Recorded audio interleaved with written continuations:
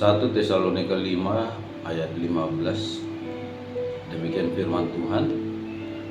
Perhatikanlah supaya jangan ada orang yang membalas jahat dengan jahat, tetapi usahakanlah senantiasa yang baik terhadap kamu masing-masing dan terhadap semua orang.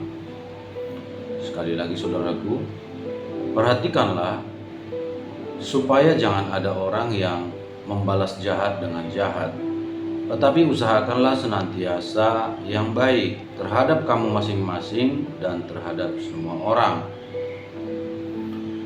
Saudaraku, kita tidak bisa menghindari situasi dunia. Situasi dunia yang syarat dengan dosa, di mana kejahatan bisa terjadi di mana-mana. Kejahatan itu bisa terjadi di mana-mana, tergantung tempatnya. Ada tempatnya memang itu sudah benar-benar fasik, sudah benar-benar terkontaminasi,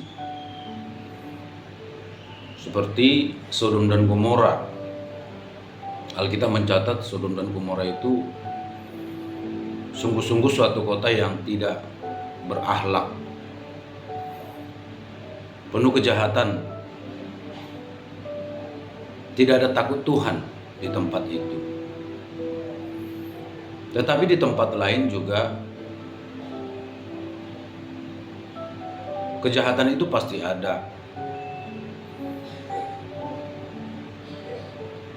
dengan intensitas yang lebih rendah. Maksudnya adalah dimanapun di seluruh dunia ini kejahatan itu bisa terjadi. Artinya kejahatan adalah dosa, pelanggaran hukum Allah. Pelanggaran hukum Allah. Jadi saudaraku, kita yang hidup di tengah-tengah dunia ini harus siap dengan itu. Harus siap dengan kejahatan itu. Artinya kita harus berjaga-jaga. Berjaga-jaga sambil berdoa. Sebagai contoh, kalau kita keluar malam, kita harus berjaga-jaga.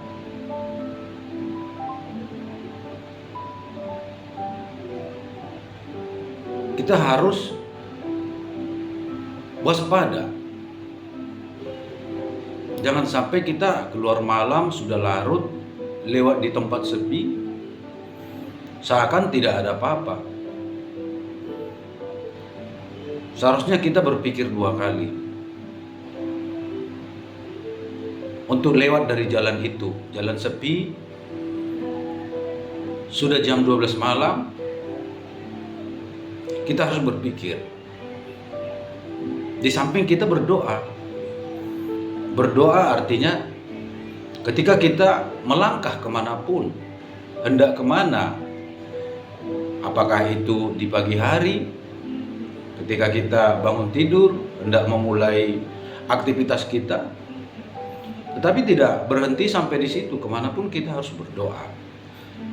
Dan ketika berdoa juga, mungkin di jalan, di kantor, itu akan memberi hikmat kepada kita. Apakah kita melewati jalan tersebut? Setelah kita berdoa, hikmat juga harus jalan. Hikmat itu juga harus bekerja. Bukan berarti kita serba ketakutan. Karena Allah mengatakan kita dikaruniakan bukan roh ketakutan, tetapi memberikan kita kekuatan, memberikan kita ketertiban. Allah itu bukan memberikan kita roh ketakutan, tetapi roh yang membangkitkan kekuatan, kasih, dan ketertiban. Tetapi kita perlu berjaga-jaga. berjaga-jaga. Atau di pagi hari kita harus tahu ini jalan ini berbahaya. Bagaimana kira-kira? Ya. Itu sebabnya sangat perlu bagi kita selalu terhubung dengan Tuhan. Ketika ada hubungan dengan Tuhan, maka Tuhan akan memberi bimbingan, mencegah kalau itu berbahaya.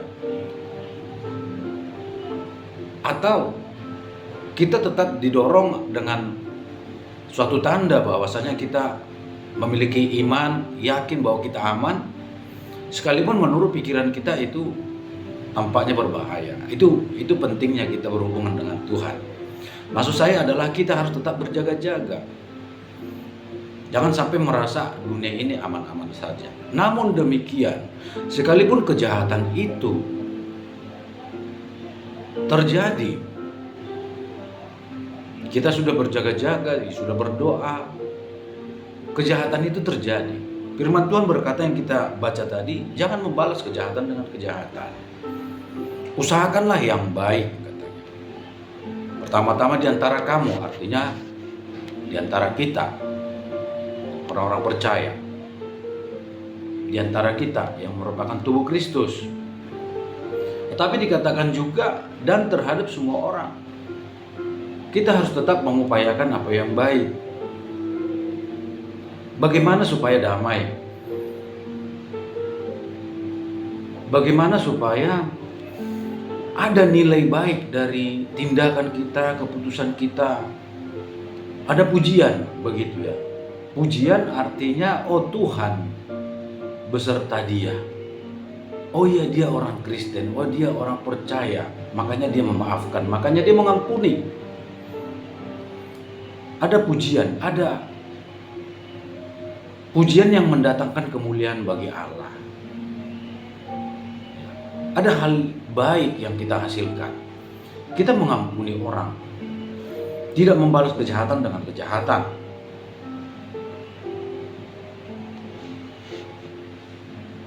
Kita mengupayakan apa yang baik, mengupayakan damai sejahtera, mengupayakan apa yang mendatangkan kebaikan demi kemuliaan bagi Allah Bapa. Sebab kita adalah pengikut Kristus,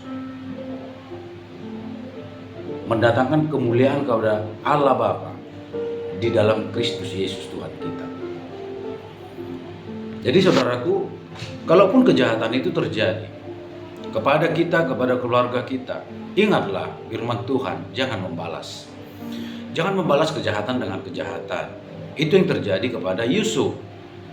Ketika orang tua mereka meninggal, yaitu Yakub, saudara-saudaranya yang pernah mereka-rekakan yang jahat kepadanya, itu ketakutan karena mereka takut, khawatir jangan-jangan Yusuf yang adalah penguasa di negeri Mesir itu membalas apa yang jahat yang pernah mereka lakukan terhadap Yusuf, yaitu membuang Yusuf ke dalam sumur, kemudian menjualnya kepada saudagar Ismail, yang akhirnya dia juga dijual kepada Potifar. Tetapi Yusuf tidak membalas. Dia mengatakan, kamu mereka-rekakan yang jahat, tetapi Allah mereka-rekakannya untuk mendatangkan kebaikan, memelihara suatu bangsa. Itu katanya. Dia tidak membalas perbuatan dari abang-abangnya, dari saudara-saudaranya. Kita lihat apa yang terjadi pada Daniel. Daniel sudah tahu banyak orang yang tidak menyukainya, sehingga orang-orang yang tidak menyukainya membujuk Raja Nebukadnezar supaya memberlakukan suatu aturan. Siapa yang berdoa kepada ilah lain, kepada Allah selain daripada Raja Nebukadnezar, maka akan dihukum mati. Tetapi Daniel tetap setia kepada Tuhan, tidak membalas kejahatan mereka, sekalipun akhirnya dia dimasukkan ke gua singa dan dia diselamatkan oleh Tuhan. Orang yang membencinya malah berganti dimasukkan ke gua singa. Jadi saudaraku, tetaplah perhatikan firman Allah dan lakukan. Tuhan Yesus